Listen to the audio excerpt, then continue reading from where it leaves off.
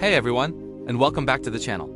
Today we're going to talk about something that's absolutely life-changing. The spiritual practice of non-attachment.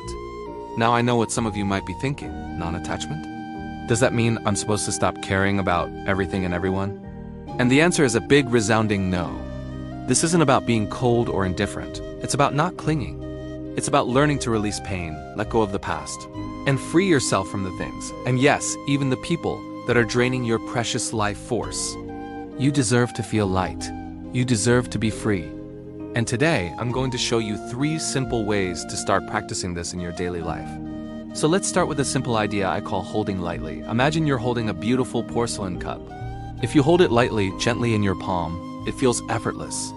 You can admire it, enjoy it, and when it's time, you can set it down just as easily. Now, imagine you're gripping that same cup with all your might. Your knuckles are white, your muscles are tense. You're terrified of dropping it. If it even wobbles a little, you panic. Your whole body is rigid with the fear of loss. That cup is your life. It's your job, your relationships, your expectations, your memories. When we cling to them, when we grip them so tightly, we live in a constant state of fear and tension. We're so afraid of losing them that we can't even enjoy them. Holding lightly means appreciating what you have, right here, right now, without the desperate fear of it slipping away. It's about understanding that you can love something.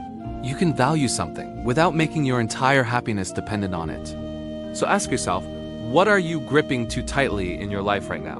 What could you start to hold a little more lightly? This leads us to our second point, understanding the ego's clinging. Why do we grip things so tightly in the first place? Well, a big part of it is our ego. I like to think of the ego as a scared little squirrel frantically gathering nuts for the winter. This squirrel is convinced that if it doesn't have a massive stash of nuts, it will starve. It hoards possessions, achievements, compliments, and even people, believing they are the source of its survival and worth. The ego tells you, if I lose this job, I'm a failure, or if this person leaves me, I'm nothing. It identifies so strongly with these external things that it panics at the thought of losing them. But here's the irony. The squirrel gets so busy guarding its stash, it gets trapped. It can't go out and play. It can't explore the forest because it's chained to its pile of nuts. Our ego does the same thing to us. It keeps us trapped by our possessions, our status, our past mistakes, and our future worries. The practice of non-attachment is about gently telling that scared squirrel, hey, it's okay. You have enough. You are enough even without all these nuts. True security doesn't come from your stash. It comes from knowing you can handle winter, no matter what. It comes from trusting your own resourcefulness and resilience, not from the things you own. This brings us to our third and perhaps most profound concept, embracing impermanence. Hold on a second. If you're still watching this, that means we are both putting in the effort and you are ready for the next level.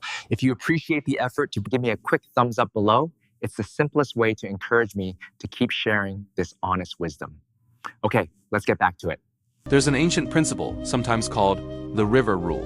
It states that everything in life is like a river. It's constantly flowing, constantly changing. Think about it. You can't step into the same river twice because the water is always moving. The same is true for our lives.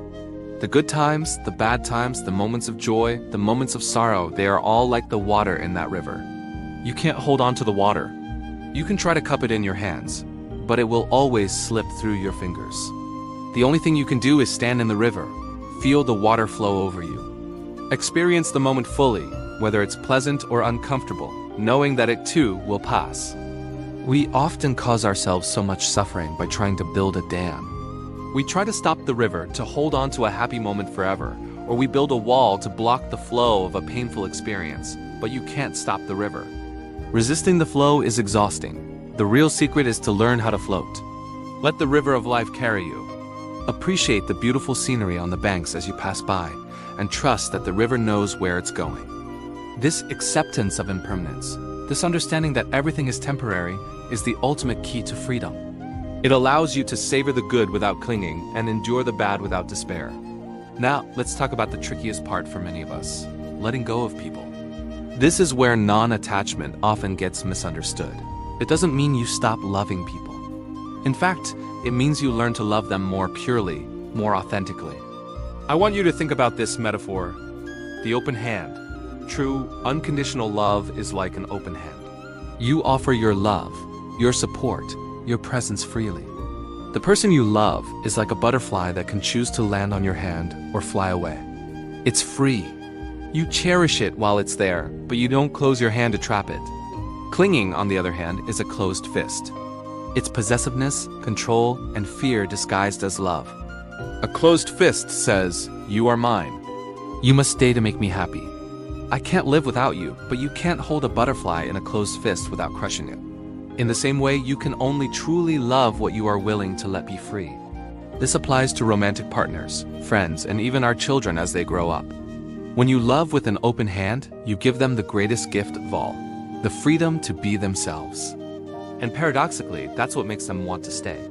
It removes the pressure, the obligation, the fear. It creates a space of trust and genuine connection, not one of ownership and control.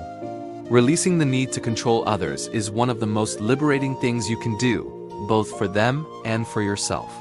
So how do we put all of this into practice? It starts with mindfulness.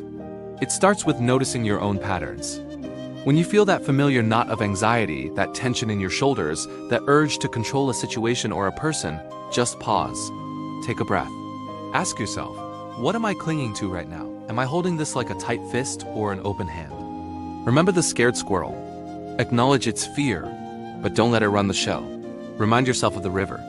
This moment, this feeling, this situation, it's just water flowing by. You don't have to hold on to it.